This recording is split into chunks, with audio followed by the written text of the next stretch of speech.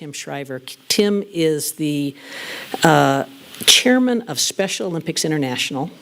I'm sure you'll hear a little bit about that. He's the founder of Unite and co-creator of the Dignity Index, and he is leading what I'm going to refer to as the dignity movement in our country. And if you think about it, there has never been a time when a dignity movement was more important. And so please join me in welcoming Tim Shriver.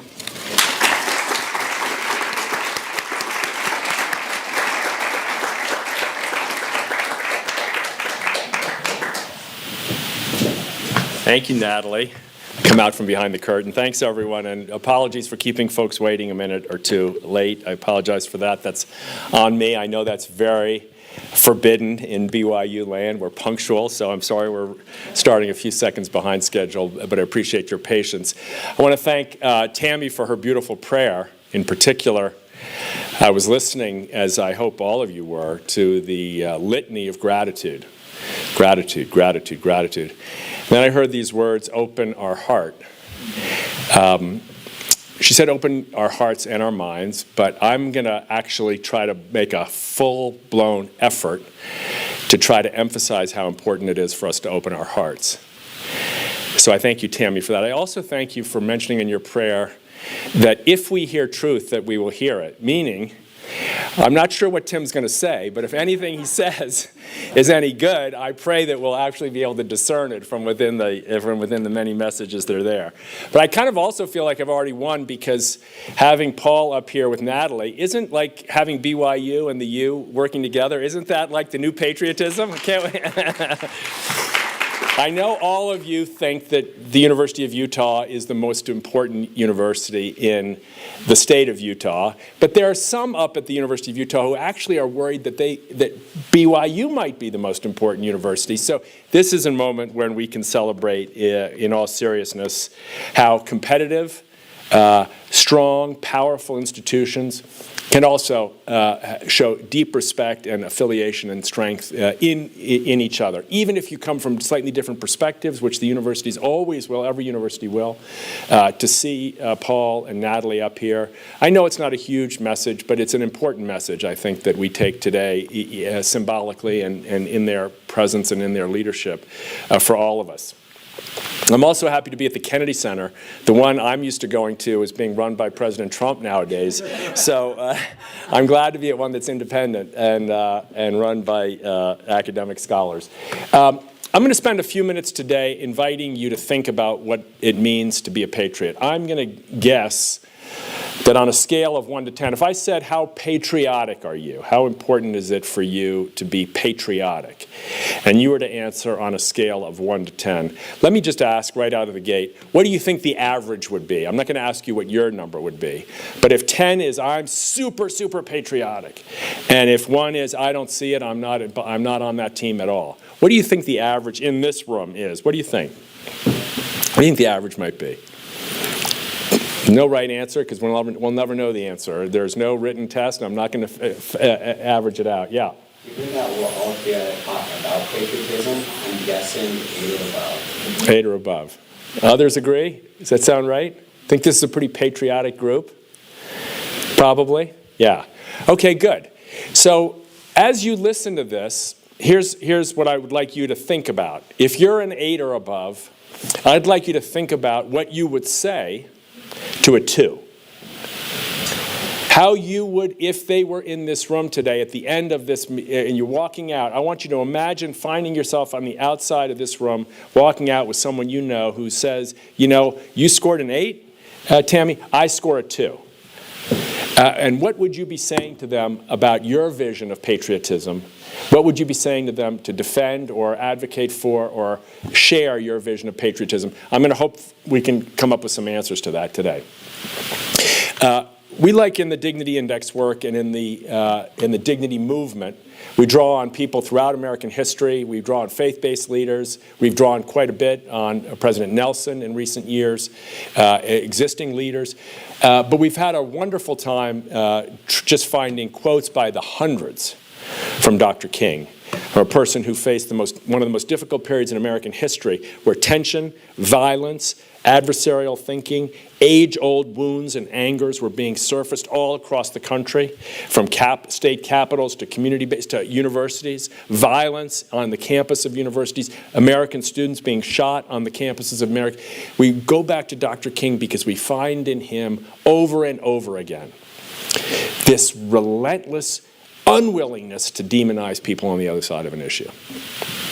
And so you can see here in this quote, I'll just stop at the beginning. I'm convinced, I'm going to update it a little, that people hate each other because they fear each other.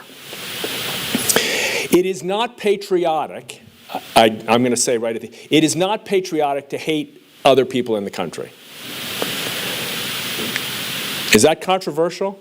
Is it controversial for me to say at the outset that to love the United States of America, to love your country, does not include hating other people in the country? Seems like a non sequitur to me, at least. Dr. King says we end up hating each other because we're afraid. Not because we have policy differences, not because we have differences on tax structure or religious freedom or border control, but because we're afraid of one another. And so we've taken Dr. King's challenge here to build a culture in which we respond to these things, where we actually try to focus on understanding and communication and connection and bridging separation, as the challenge of trying to overcome a moment in which we believe many, many Americans have come to the sad conclusion that to be patriotic means to hate other Americans. I got my lesson in this from the Special Olympics movement. This is a Special Olympics scene from 1995, but just to set the context for those of you, the Special Olympics movement is a movement of community-based empowerment for people with intellectual and developmental differences, so that the country, the world, the community, the family in which they grow up would not see them as inferior or so different that they don't belong, but instead see them with dignity. That's why we run track meets in Special Olympics. We run track meets so you will see an athlete, not a victim, not a sad story, not a hopeless case, not a disability, but an athlete. You'll see a sprinter. You'll see a striker on a soccer team. You'll see a point guard on a basketball team. You'll see a freestyle swimmer in the pool. And by seeing the person as a person who has that gift you understand and can recognize and can appreciate, by seeing the gift, you'll treat him or her with dignity, whereas before you might have approached him with fear or separation, all the things Dr. King said. So in this situation, you got 6,000 people with intellectual disabilities down in the field, and everybody there to cheer for them. It's a celebration of human dignity, and you can see in the upper right-hand corner there, President Clinton. He was the president at the time. This is 1995. He comes to the games to open, to declare the games open. But he's at the top row of the stadium because he can't, for security reasons, go down on the field. So the athletes are all down here, and they have those old single-use cameras. Some of you remember them, little yellow box cameras. And they're all trying to get a picture, and the president's way up at this one, and they're down here. And so a professional photographer sees a group of the athletes with their cameras up, and he realizes, looks closer, and he sees they've all got the cameras backwards.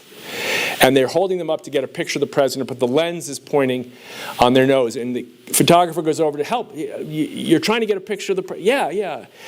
Well, you have to turn the camera around. Oh, thank you, the athlete says. He says, oh, thank you for telling us that. But if you look through the viewfinder backwards, it works like binoculars, and you can see the president at the top of the stadium. Now, I say this because it was a big and important lesson to me. When I heard the story of the photographer seeing the athlete with the camera backwards, I thought, oh, doesn't know how to use disability, doesn't know how to use a camera, wasting film, sad situation, developing country, doesn't speak English, hopeless case. My mind. I'm running the event. I'm the guy up on the stage trumpeting the dignity of the people on the stage, and I missed it. I got him wrong. I assumed that Republican is a jerk. I assumed that Democrat. They must look at the way she's dressed. I assumed, you know where she lives? People that live up there, you know what they're like? Judging the book by the cover. We get each other wrong all the time. And the Special Olympics movement is my classroom of seeing what Tammy said in the prayer, from the, not the eye, not the head, the heart. To see beneath the surface, beneath the label, beneath the address, the clothes, the age, the gender, the you name it, the religion, beneath, to see the dignity in everyone. Unfortunately, in my view, in our view at least, we are living in a culture that tells you to do the exact opposite. You see difference, hate them. You see difference, you know what those kind of people are like. You see difference. Did you hear what was on the news last night? Did you watch last night? I mean, I don't normally watch Fox. I don't normally watch MSNBC. But did you see what they said last night? Can you believe this guy? I mean, these people are trying to ruin the country, aren't they? Fill in the blank. This is the outrage industrial complex that Arthur Brooks has written about. It's a nice, tight business model that puts the algorithm, which loves your fear and loves your contempt, in partnership with partisan media, which uses the algorithm to inflame the most hateful things they can find about your fear, and politicians who then use your fear to campaign and raise money from you and get you mobilized to support them. We call this the outrage industrial complex. Some of you may be old enough to remember President Eisenhower warning us against the military industrial complex at the end of his presidency. Beware, he said. There's a big network of interests that are going to drive huge amounts of investment. In his view, this is a retired five-star general, last five-star general, president of the United States. You got to be careful of that group of people. They're all nested together, and they're going to drive unrealistic and unneeded spending on the part of. He called it the military-industrial complex. We think there's a new version of that, and I would dare say it's far more dangerous, because its ultimate goal is to make you afraid and treat of other Americans, to make you feel that to be patriotic means to treat another person in the country with contempt. But it's not just about the country. John and Julie Gottman have been studying marriages, relationships for 40 years, is it, Tom? Maybe a little bit more. Capturing data for 40 years on couples. And their premise is they can watch you for a short period of time with someone who you've come in with counsel. And if they see this pattern, they're going to say, your marriage isn't going to make it. The relationship isn't going to make it. The pattern, I treat you with contempt. When you speak, I roll my eyes. When you say something, I say, I'm better than you. That's the poison, not just for a country, but for your friends. This is why one of the outcomes of the outrage industrial complex, of the outrage industrial complex, is that almost a third of Americans, some would say a little bit more, are ending relationships with people they love. Why? Because there's so much contempt coming at them from the outside that they no longer want anything to do with them. Anybody have it in their family where someone in their family, a brother, a sister, a cousin, an uncle, an aunt, a spouse, is saying, I don't want to talk to you anymore? Yeah. So when we think about watching Fox or MSNBC, we think about doom scrolling on our feed with the news we'd like to get. When we think about giving $25 to the politician who reminds us how much we should hate the other party, guess what we're doing? You're dooming your own family. You're putting a poison in the relationship with the person in the next room without even realizing it, I'm sorry to say sometimes. So we're sick, we're split, and we're stuck. The outrage industrial complex, the glorification, the normalization of contempt. Not, our religious traditions would tell us, contempt will happen, sin will happen, mistakes will happen. They are to be overcome. They are to be changed. They are to be repented. Now we have, contempt will come, demonization will come, dehumanization. It will be celebrated. Let's cheer for the most hateful person. Make sure we elect them to the United States Congress, United States Senate. Yay! That's our guy, going down there to fight and kick and take names. Excuse me, sorry. I'm not going to be invited back now. That was the end of this. So Richard Edelman, who's been looking at this issue for several decades, publishes something called the Trust Barometer. 28 nations are in the same category. He calls it distrust in institutions at an all-time high, highlighting 40% of us believe in hostile activism, meaning the way to act is to act with hostility towards the other side. 20%, this is across 26, I think this is 28 or 26 countries data, I can't remember. 20% of people in those countries will consider violence as a way of solving problems. This is not business as usual, folks. We've had problems in the past, and we will have problems again in the future, but this is not business as usual. I'm going to skip this and move into the next phase here. So you say, well, what are we going to do about this? You know, thanks for telling us, Tim. Everything's a real mess here. You've got us really all pumped up about the future. Our view is, looking at the literature here, that if contempt tears us apart, there's one thing that can get us back, one thing that can take you back from the precipice of breaking off that relationship or ending or hating. It's seeing the dignity of the other. The person you think, the Special Olympics athlete you thought that I thought was hopeless and incompetent, see the dignity. My eyes can open up a little bit wider. That's what Tammy prayed for. If I see the dignity in you, I got a shot to overcome the fear that Dr. King spoke about, which leads to the contempt that Arthur Brooks writes about, which leads to the distrust that Richard Edelman is polling for us. What is dignity? I probably don't need this slide at BYU, right? This is probably on signs around this campus. It's probably when you apply as high school seniors to come here, it probably says almost between the lines, you're coming to a place that values human dignity. Might use slightly different language. We're all children of the same God, Heavenly Father, our Lord and Savior. But all of that language, in our view, has at least all of it has one thing, one piece of it that is pointing to the idea that each of us is made in the image and likeness. Each of us has inviolable dignity, meaning I can't take it from you.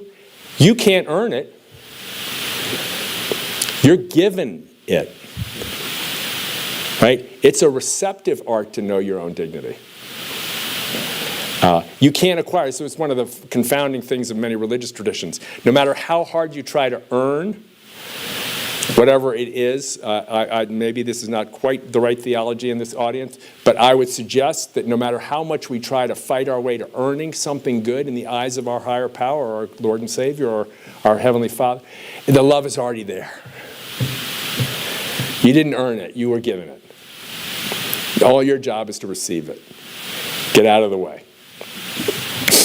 So Donna tells us that this desire, this hunger we have that wells up within us, it's our most important, it's a survival instinct. We don't make it unless we have and feel our longing for human dignity being satisfied. And when it's attacked, watch out. So we built this scale not because we felt like the most fun thing in the world would be to go around scoring people, but because we felt like in a time in which contempt has so taken over our culture, we needed some language, some tool to try to work our way back. To try to find a way when we talk about them to ease the contempt in our own language, to move up the scale. So we started classifying it so people could see that when I say we're better than those people, they're kind of just bad people, we're the good people. Oh, I can see what that's a 3. Now, I could talk about the same group of people or the same issue, border control, whatever, you name it, whatever you want to talk, tax rates, let's have something really boring. I could talk about my desire for tax rate X and your desire for tax rate half X by saying, I'm the good people, you're the bad people. You're bad for believing that taxes should be half what I think they should be. Or I could say, I think we both deserve equal time. If I say, you share your opinion, I share mine, that's a 5. If I say, you know what, I don't think we have everything in common here, but I want to learn about you because I might have room to grow here. I might not be right. That's the telltale sign of a 7.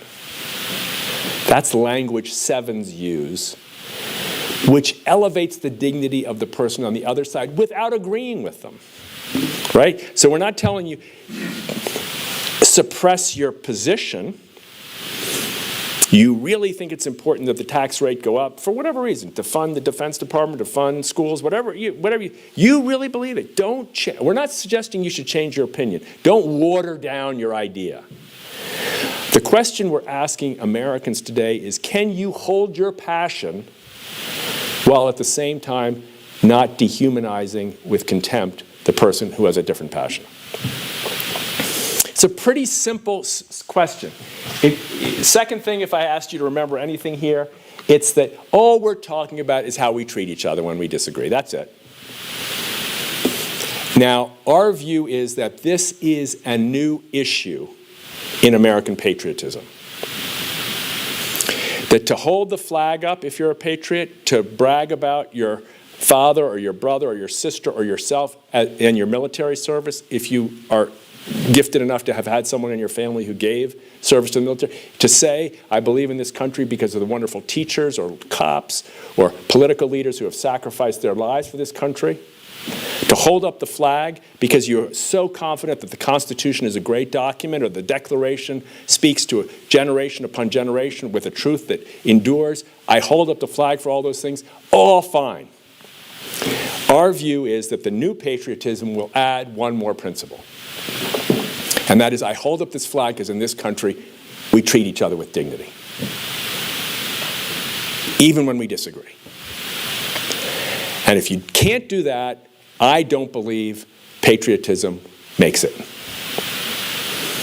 Because of the data you saw earlier. So this scale is a kind of sneak attack on the outrage industrial complex.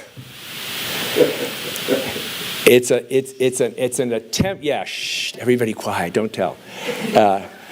It's a sneak attack because it exposes the way in which we treat each other to ourselves. We'll talk a little bit more of that in a minute. So we'll just have a quick little scoring. Paul, how are we doing on time? Sorry. We're okay? Another hour or so? Just kidding. Tammy, you want to read Simone for us? I think it's all about sportsmanship, and we don't care whether we win or lose. We're always going to keep a good face and support our competitors because they've worked just as hard as we have for that moment. You have to give them their flowers, and that's exactly what me and Jordan was doing. So Simone Biles and her fellow American competitor, Jordan, they came in second and third in the Paris Olympics, and the Brazilian gymnast came in first. And everybody made a big fuss about the fact that on the medal stand, the second and third place winners bowed and cheered for the winner. So you don't have, maybe I can go back. Oh, you're about to give these out? I'm going to go back. All right, you had a quick glimpse. You've had a 4-minute instruction in this. Take a stab. You can do it in your own mind. I'm not going to put you on the spot. Where do you score what Simone Biles just said? What score would you give her? Is she, that our competitor's not even human, I'm going to destroy her? Is she we're better than those people? Is she we always talk to the other side? Where would you score Simone Biles' comment? Anybody want to take a chance? Here it is.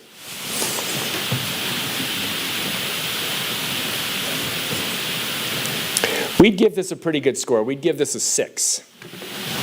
Common ground, not just equal time, respect for a person's position that's different from my own, but also a sense in which we share common values. That's a telltale sign of a 6. Let's do one more. Paul, do you want to read this one? Put you on the spot. Taylor Swift is a psycho. Wait a minute, did you write this? She's the cancer of the music industry. Seriously, never seen such a fame-hungry and stats-obsessed artist in my life. Okay, now you've got scorecards in front of you. Pay close attention to some of the language. This is how we'd score this if we had our technical team on hand. Look at the words like psycho, cancer, fame hungry, stats obsessed, quote, artist, a little bit of mockery in the artist quote there. What do you think? Anybody want to take a stab at it? 2, 2.5. We can make a case. Tom's about to say 1. We make a case for a 2, but we also we end up on a 3. We're the good people. She's the bad person. She's not ruining the country. She's not destroying the music industry. She's just bad. Right? She's not quite evil. My view would be a 3. Others can make the case for a 2. But you can start to see how you start to look at language, and you could say you're not a Swiftie. You don't think she's been good for the music industry. You don't think her art is of a world-class nature. You could say all that and say, and I have so much respect for the way in which she's done her job. She deserves the chance. And she has had many wins, and I'm still going to try to find out more about why she's so popular, because I don't get it. What I see is someone who's not a world-class artist. Now you'd start to hear the same message with 6 or even 7 language, right? So I'm not saying everybody who thinks Taylor Swift is not a great artist should all of a sudden be nice. You could say, I don't appreciate her art, I don't think it's so you get the point? You don't have to change what you think, you just have to change how you address or how you treat someone with whom you disagree. Here's our sort of iconic one. Would you read this one? I claim to be a simple individual liable to err like any other fellow mortal. I own, however, that I have humility enough to confess my errors and to retrace my steps. It is unwise to be too sure of one's own wisdom. It is healthy to be reminded that the strongest might weaken and the wisest might err. I was going to say that was Tammy Pfeiffer, but it's already up there, Mahatma Gandhi. So Gandhi is like King. If you read the canon of Gandhi, you just find quote after quote like this. And it's not just words, right? I mean, this is a person who gave his life, sacrificed his life for the capacity to hold nonviolence and decency and respect for other people, even as he opposed the politics and policies of the British Empire. We'd give this a 7. The telltale sign here is the willingness to admit that I might be wrong. And how many times in a tussle do we do this? Very rarely, actually. Most of us really have a hard time saying, especially on politics, let me start by saying I have strong positions, I have valid beliefs, I have lots of data to support my position, but I'm going to talk to you even though I think your positions are misguided because I have something to learn from you and I might be wrong. I mean, when was the last time you heard a politician say that? Right? This is a 7. So do you want to watch a little Ted Lasso? I don't know how much time we have. We can jump into a little bit more Q&A and stuff like that. How long is Ted Lasso? It's only 2 minutes. Oh, let's watch it. Okay. So have you all seen Ted Lasso before? Yeah, so you know the story. In this clip, we're going to jump ahead to where Nate, the guy on the left there, who used to work for Ted Lasso, has left and gone off to his own team, sees a little thing on social media that Ted has taken his team for team building and training to a London sewer. They've gone down into the sewer, and he's done this as an exercise with his team. And Nate is in a press conference, and he's being asked about this. Here's the clip. Shani, would you like to comment on the new picture of AFC Richmond that's just showed up online? Picture.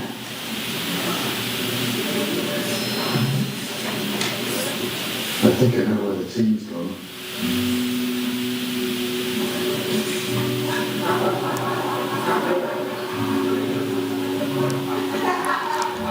Yeah, well, it makes sense to me. We'll have to train in the sewer because their coach is so... Tammy put that in, so I definitely wouldn't get invited back again. So the quote goes like this. They probably have to train in the sewer because their coach is so not so good. How would you score it?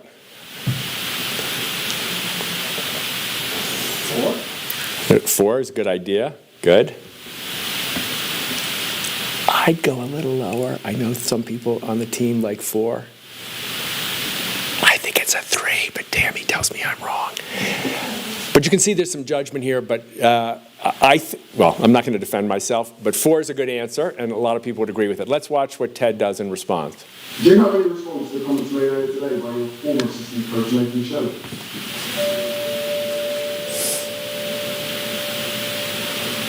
Yes, I do. I thought it was hilarious. I mean, he came and got us, didn't he? No doubt about that. Hey, that's Nate's great for it. You know, he's the same way on the pitch. He'll find the tiniest little weakness in the team and just want to attack it. I mean, he's a junkyard dog. And smart. We're real lucky to have him over there at West Ham. I was the best one.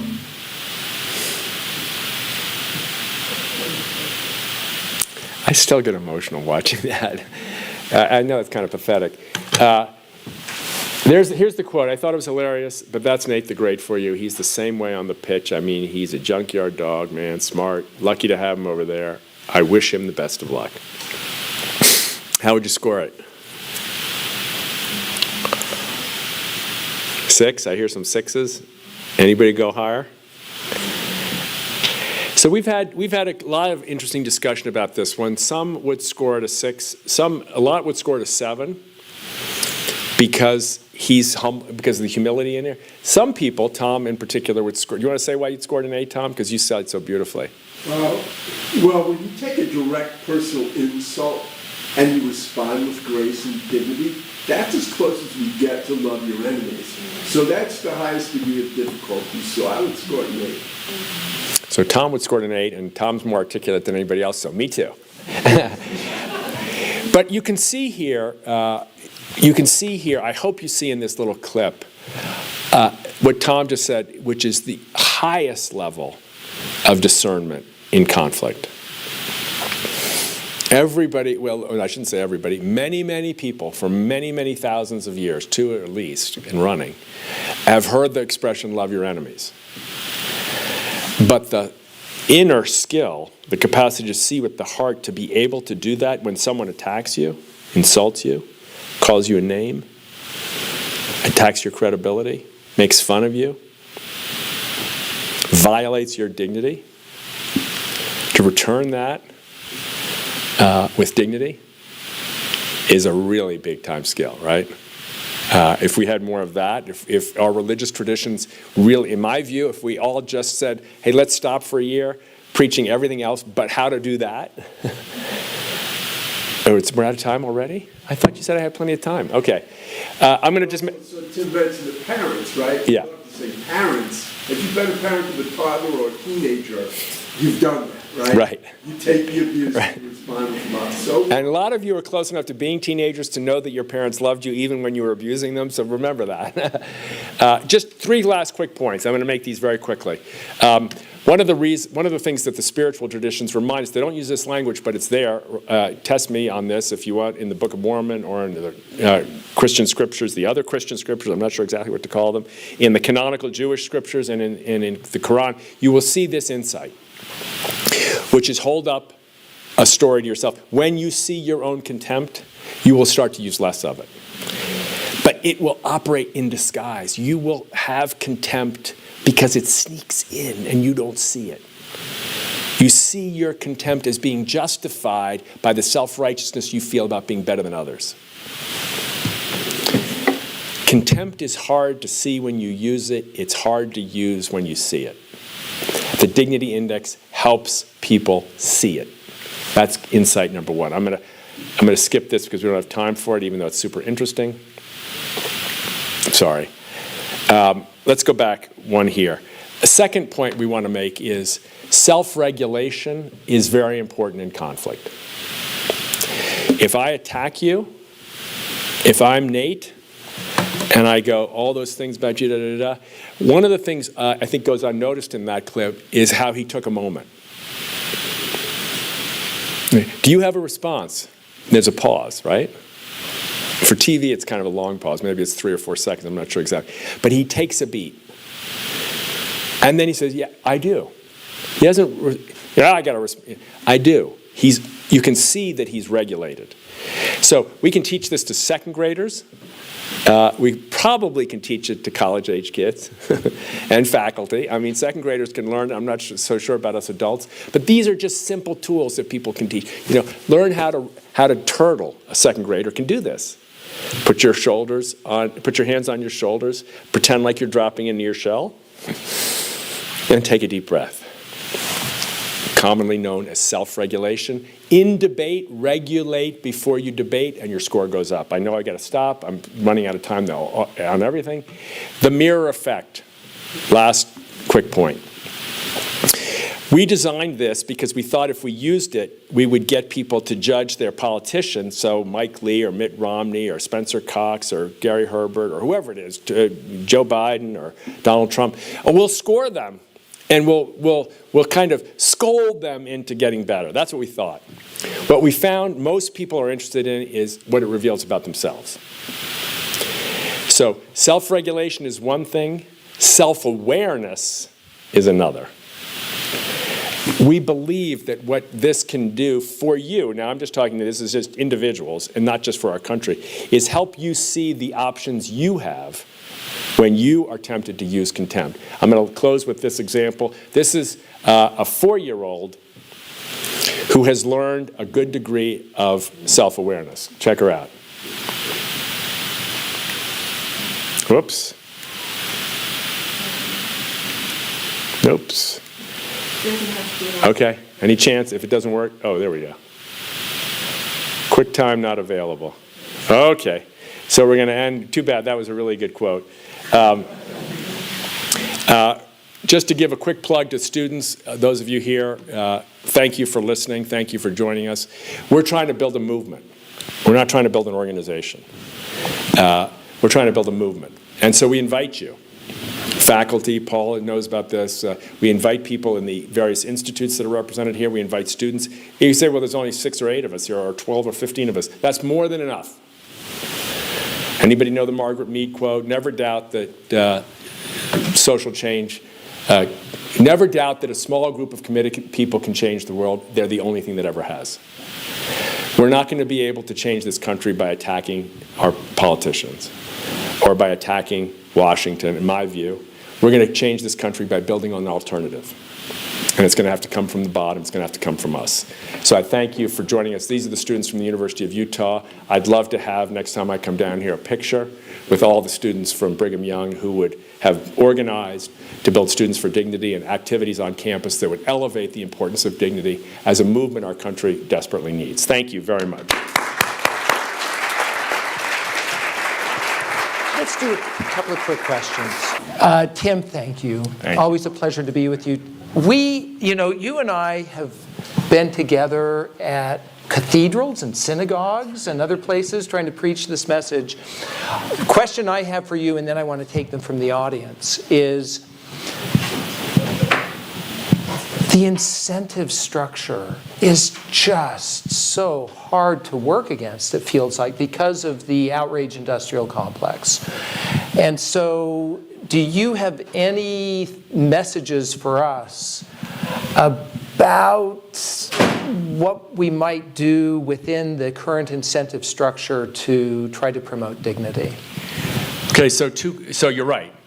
That's why this is a movement that's going to take courage and bravery and change. And so if the incentives weren't the way they are, we wouldn't have a problem. Selfish incentives, maybe the most important. Your mental health gets better. Less lonely, less angry, less despairing about the future, less frustrated, less hostile to other people. You're going to feel better. So if you just wanted an incentive, like for yourself, okay, just go like, okay, this is going to make me happier. Okay, I'm in. That's number one. Number two, you're going to make things better for a lot of other people. You're going to solve problems. Talk about relationships. I have this problem in my family. I'm much closer to being able to solve problems in my family, with my brothers, with my cousins and others, when I treat them with dignity. When I've fallen short, they get worse. So you don't just make your relationships better, you make the likelihood of solving problems better. What about the larger incentives outside of us? Mm-hmm. They're not in our favor most of the time, except if you look a little deeper. Like, bring in a room full of CEOs and ask them how many of them run their companies with hostility and contempt and dehumanization. Some will say yes, honestly. There are companies that are run that way, and some of them are successful. But most of them won't. Most of them will say, we got better by treating people well. I was just with the folks who started Chick-fil-A about 2 or 3 weeks ago.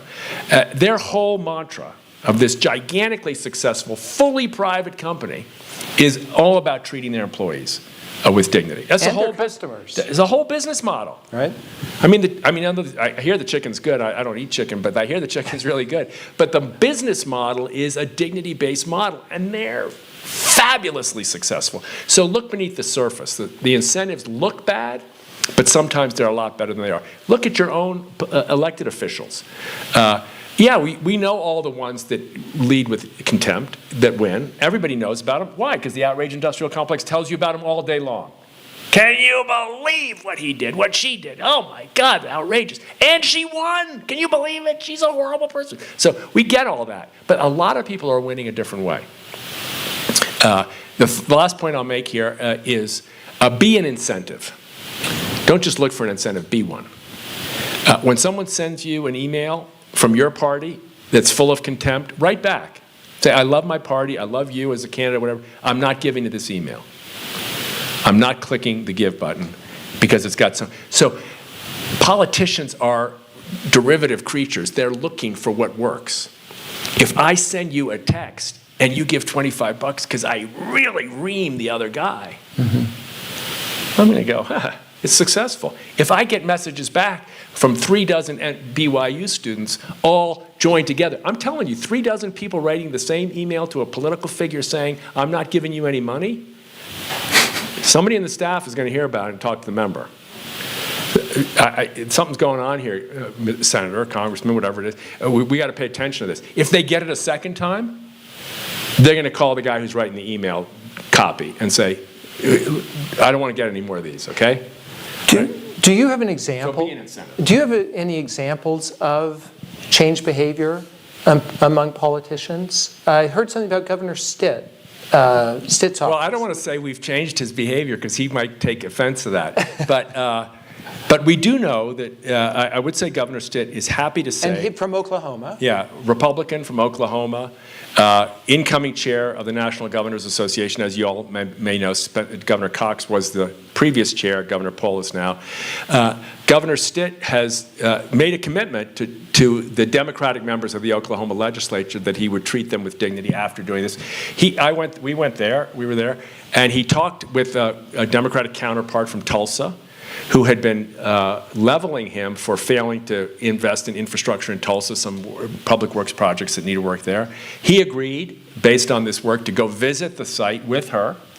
They went. He said, I don't think, from my point of view, we should do this, but let's come back. And they found common ground, and they actually solved the problem, got a piece of legislation introduced. They both supported it, and it got passed. She was sitting there saying, look, I don't agree with this guy on most things, but we worked together on this one because he treated me well. We gave you an opportunity to ask questions through this QR code, but you haven't responded that way. So I'm just going to look in the audience here quickly. Stand up, tell us your name if you have a question. Nathan in the back? No, there should be. Nope, nothing there. It's okay. There's a question. Yeah. So I submitted it, so just ignore it. Yeah. I guess, Tim, from your perspective, in a dream world, how would you see the dignity index being used on the area campus on a daily, weekly, or monthly basis? Great question. So here's a couple of things I'd love to see. I'd love to see incoming freshmen get an orientation when they get here. I don't know what the orientation is now. I'd love to have them get an hour and a half on the dignity index. And I'd love to have them here, this way, that on campus, we strive to be a 5 and up campus. Tammy could run that presentation. Madeline could run that.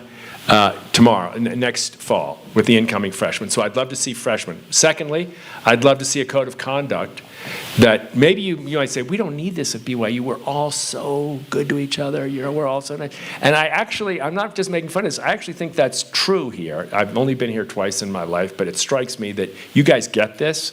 But using the language that promotes what you get, I think would help. So I'd love to see a code of conduct adopted by students, saying we're going to be 5 and up students, and bring that to your classrooms.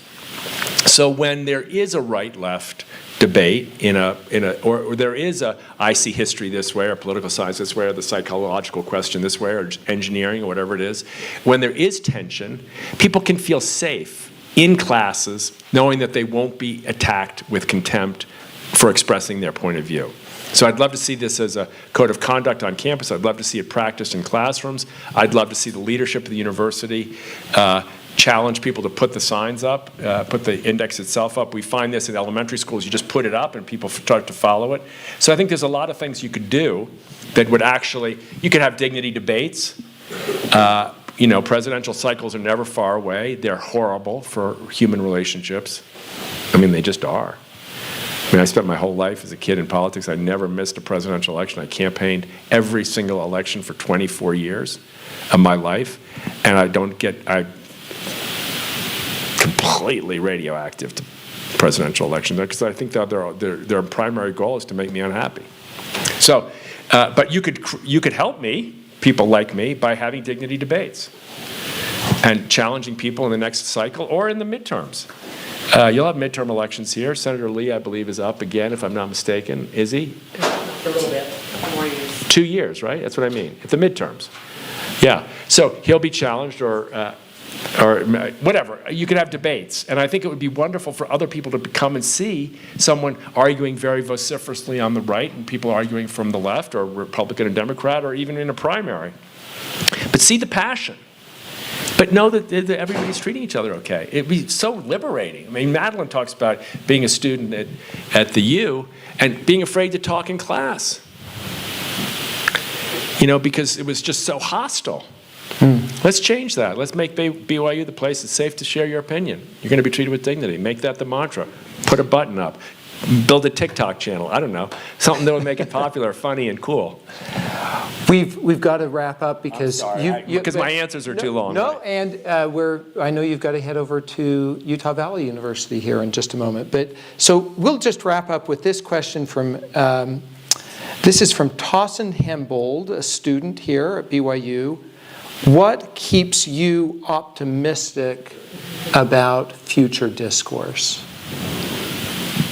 So this is not the first time I've been asked this, and it's a really good question. I would love, if I can take 1 extra minute, the prerogative of the chair, to ask that question to the group. I'd love to hear your answers. I have my answer. What keeps you optimistic? The question isn't are you, just what keeps you? Anything. What keeps you optimistic? Shout it out. I see people doing it. Beautiful. Younger generation. Mm-hmm. Believe in myself to make it. Faith leaders. Nice. Back row? I always like to pick on the back row because you guys never want to be picked on. Huh? People are good. People are good, fundamentally. And Frank, yeah. I thought it was cool you said that dignity was like a survival instinct. So like, if people are treated with dignity, it spreads. Yeah. Yeah. The opposite is happening. To see people with dignity, they feel better. Yeah. All the way in the back? I believe this is the best way to communicate, connect with people, and who doesn't want the best? Yeah. Yeah, for me it's my faith, honestly, is the answer. I do believe people are good. I do believe at their core, when given the chance, people will choose the right thing. Not always, but more often than not, when given the chance. We need role models. We need to see it in others. I can't remember who said that, but we see it in others. That's some of the data which we didn't have time to cover today. But there's 70% of Americans want change. And the primary obstacle for most of them is they don't know how to get it. They don't know how to join. They don't see the opportunity. I'm a Democrat, you're a Republican. I don't know how to bridge this gap. I don't see the change. So if we see it, if we see people practicing it, if we see people with agency, taking it on, healing the divide, I think we can make it. Thank you. Tim Shriver, thank you.